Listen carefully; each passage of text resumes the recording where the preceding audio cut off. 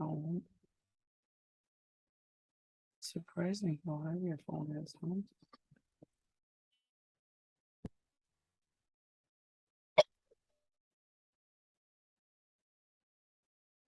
Good morning.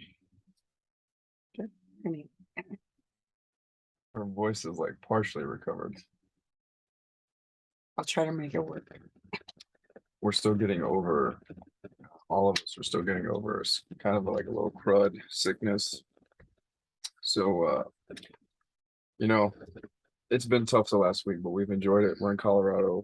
We've been hiking, biking, uh, and just enjoying the family time. Today, and we'll talk more in depth, but today we're going to talk about marriage counseling and how it didn't work for us and the reasons why, and go a little bit deeper. So, my first recollection of us going to a marriage counseling, him being in the Navy, we can get the services for free. So it was kind of like, hey, why not? It's free, let's go. Was in San Diego when we were pregnant with our first. Um, and at the time, I don't even remember why. Do you remember why we went?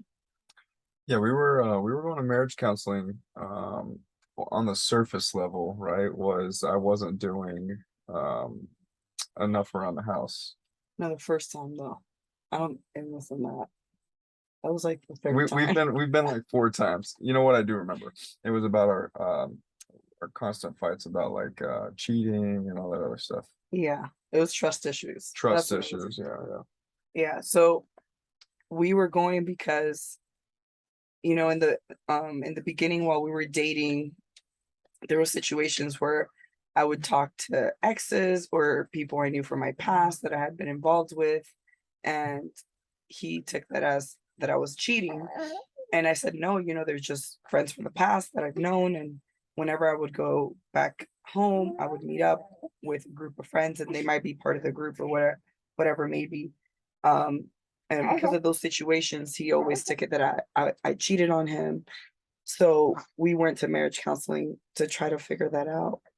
I don't know if you want to speak to that. Yeah, I mean, so I guess I don't know if it was the right format, right? I needed a little bit more personal work at that time, to understand what was really going on. Um, what the marriage counselor did was really just kind of hit it on the very surface. You know, we talked about ways that we could build trust in the relationship, by communicating and things, which is goes deeper, but we didn't take it that deep, because I was still having a lot of um, insecurities from my lack of attachment as a kid. There's a lot of things that go from my childhood traumas that played into what was at play. And then what was funny is that the marriage counselor started, I say to take my side, but started to come towards me and She was an older lady, probably like in her 60s, yeah, and had a crush on him. yeah, She blatantly hit on him during our sessions. And I'm just sitting there and I'm like, okay, what's the purpose of this? Like, yeah, a I couple. was like, are it- we here to try to figure our shit out? Or is she here to like hit on him and make him feel good about himself? So one thing I noticed very early on after we kept hitting like the same obstacle with these trust issues was that it wasn't anything I was necessarily doing or saying, but that it was a lot deeper than that. And I remember telling him that. I remember telling him, this doesn't have to do with me and what I'm doing. Like I'm telling you what I'm doing, like I'm being open and honest. Nothing's going on. Um, it has to do with your childhood. And sure, many of you wouldn't know. I don't know if you want to just Oh, kind of like on the surface, like a quick yeah. story. Um, So my mother cheated on my father, and I was the byproduct of that. So my mom had an affair, and out came me. So that has a lot to play with, the beginning stages, and then continue through the way I was raised and what ways I was conditioned through what I saw was a part of that. And I didn't understand that at the time. Like I knew that there was something there, but I didn't call it that. I didn't, say, oh yeah, this is the reason. I was always pushing it towards, like her and what she was doing. Um, and it was a tough first year, um, in that regard. And then we went to Italy, and I remember we went to marriage counseling out there again, and that was more focused on, by then, we had our second kid out there, and I was doing everything by myself. He would basically just come home, eat dinner, go to sleep, and do the same thing the next day, go to work. And, with two little kids, it was really hard on me trying to keep up, with the housework and everything. We eventually did have a cleaning lady. She would come in about twice a month to help, but that was more, the deep cleaning. It wasn't the everyday stuff. And I was still very overwhelmed with, both of my boys were very attached to me. So they both wanted to be carried all day. And, you know, they're kids, that's what kids do. And I was looking for the relief, right? So in my head, my husband would come home and would help me relieve me from having to deal with the kids all day and all the housework. And that's not what was happening. So we started going to marriage counseling for that. And I think twice more after that. And it was just kind of them, saying, okay, what can you do more? So, she's happier. And, how can we fix this? How can you communicate this? And it would work for maybe a month, two, tops 3 months. And then we would kind of just fall back into the same old track of, me doing everything and him just going to work. Yeah. I think traditionalism is the ultimate killer for growth, right? And for me at that time, I was like, hey, my job is to provide. I'm going into the Navy, I'm working every single day, and you need to stay, you're at home and you need to provide and hold up your end of the bargain.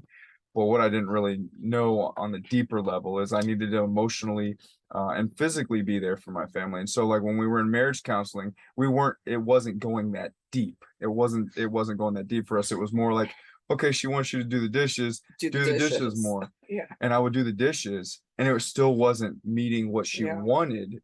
And it's because she wasn't wanting the dishes. She wanted me to emotionally be there. She wanted me to be there physically and help and watch our young family grow.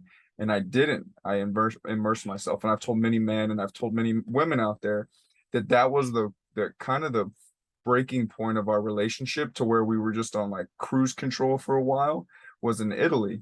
And when I go back and look at that, that is, I The relate that most focused you were on your the career. most focused I was on my career, because I was following the traditional mindset of like how I was raised. Well, my dad did that and he was successful. He provided, we had roof over our head, food in our stomach, clothes on our back, and it was okay. But that's not where she wanted me to show up in the relationship.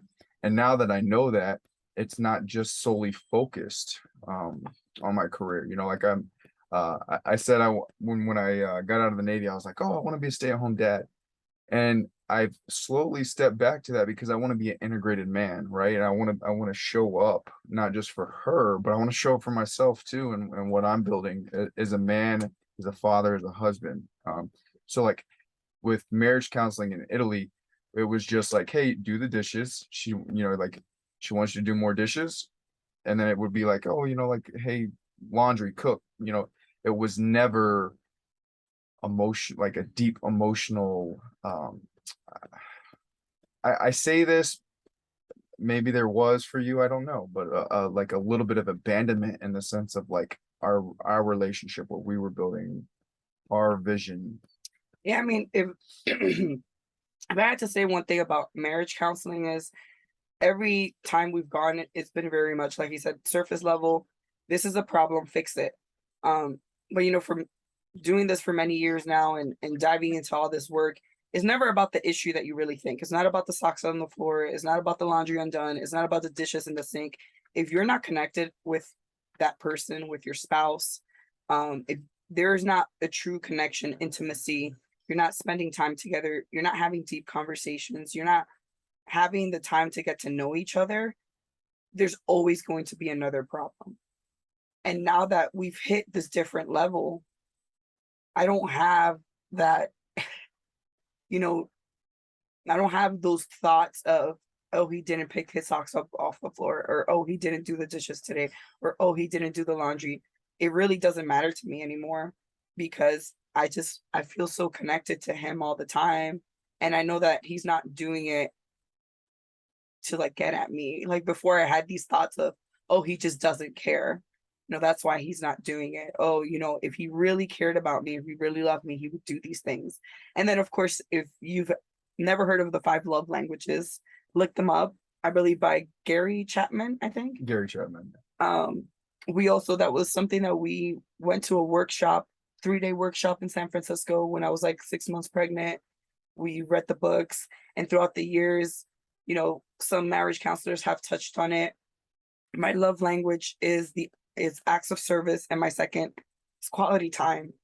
And we weren't doing either of those at that Yeah, time. during that time I was So, more at work. Yeah. but even throughout the years when we've tried, it's never gone like as deep as it needed to go. Yeah. I've always thought about this too, is like my love language is physical touch, right? And so I would work on doing more things in the house, do dishes, which goes back to covert contracts because I would never articulate what I wanted from like things that I was doing around the house. So I would do all these things in hopes that I would get physical touch, I would get recognition. And sometimes it would happen, sometimes it wouldn't. But what would happen for me is the more that I didn't get that, I would burn out because I would try to do too much and I wouldn't get that recognition or that physical touch in the way that I wanted, but I never articulated that. And then I would never be able to reciprocate and give her her love or meet her love languages. So it was something that we both lacked the in-depth knowledge, but going to marriage counseling, we didn't gain much traction in that regards either. No, it was something that would burn out pretty quickly.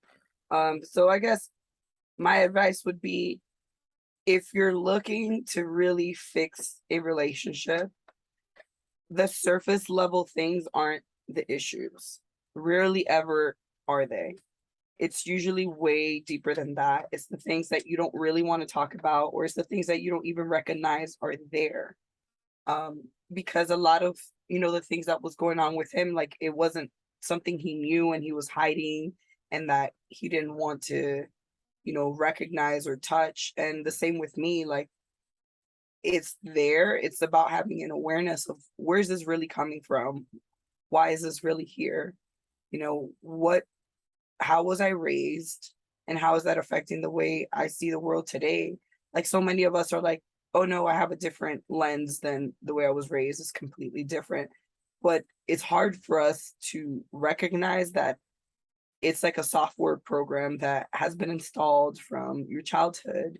And unless you're very conscious about doing that upgrade, that is your autopilot. That is the program you're always going to go default to when anything else isn't working. So how do we really rewire our brains for that change? And it's not something that happens overnight, and it's not easy. Sometimes it's very deep, hard work that, people don't want to do because you're, it's, for me, it's like turning, the whole house upside down, like you're shaking things up for the first time in your life. But that is where change comes from. It's not from scratching these little things and saying, okay, I'm going to do the dishes. Now she's happy. Now everything's going to be all right. It's, it's never that. Yeah, I think for men, during if you're going through this or you're about to encounter this journey, I think it's important to surround yourself with other men, like-minded men in this process, because one thing that I realized throughout this whole process as a nice guy was I was unloading all of my emotions on my wife. And one thing, building that polarity that we've talked about, re-energizing the masculine and the feminine, right? It's about understanding that there is vulnerability, but then there is suffocation too, right? So like, yeah, I want to be vulnerable and I want to open up to my wife, but my wife doesn't need every single emotion I'm feeling. And so I've been surrounding myself with men like-minded men, and I've been, you know, blown off steam when I'm frustrated or whatever arises, but then being able to open up and deeply connect. So like surround yourself with those men, and then have love and compassion for yourself, because understand that this process is not going to be easy by any means, and you're going to go into some dark space for yourself to rewire the way things have been, right? Pushing yourself to the edge will allow you to live your life to the fullest. If you push yourself too far, and I've mentioned this before, you'll induce too much stress. If you don't push yourself far enough, you're just going to stay complacent, and you're not going to really grow together in that relationship. Yeah. So if you really want to address problems in any relationship, whether that be a friendship, mother-child relationship, father-child relationship, or spousal relationship, see what's really there. And also know that you can't make anyone else do this work. All you can do is do the work for you. Like there's certain things with certain people that I'm just like, I know that is as far as they are willing to meet me. And this is as far as I'm willing to meet them. And that's where the relationship will, continue until that person's ready to move on more. And also realizing what relationships can fall away, just because someone is related to you or you've known them your whole life or whatever the case may be, doesn't mean that they have to be in your life forever. And it doesn't have to be a bad thing or a sad thing. Relationships serve their purposes, and sometimes it's time to move on. And one thing, I tell people a lot, like it's easy in a marriage to say divorce, leave them, go find someone else. And yes, you can go find someone else that you're better, you know, act that you two mesh better and you can do things better together. But at the end of the day, that person's also going to have their shit, and that's also going to come up eventually. And the point is not to run away every time it gets hard, but to figure out how do you make it work. So those are questions you have to ask yourself. And one thing with Alex that I can say is he's always shown me that he's willing to do the work. He's always shown me that he's willing to grow and change, even if it's taken his time. I've always seen that in him. I've always seen that potential. I've always seen his want to be better. And that's what's, kept me here. Don't get all mushy on me. Are you gonna cry? I ain't gonna cry. It's But- too early in the morning. Haven't drank enough water for tears. No, but seriously, recognize that in your partner, are they someone who's completely stuck in their ways? Or are they someone who's, who you've seen change throughout things that you've gone through in the relationship? And obviously it starts with small things. The big things are going to be harder to get them to move and change and realize what they are. I've always had this inkling inside of me of I want more in my relationship, like I want depthness. I want this to feel very intimate and different than what I've had in the past. And that's what I've always strived for, is to try to get that deep, intimate connection with my spouse, with my partner, with my children, because we function better when we feel better in our relationships. Well, and energies are contagious, right? Yeah. So like when we're both, that's one thing I've always told her, is like when we're at our highest of highs, like we're untouchable. Like as a couple, we are like vibing.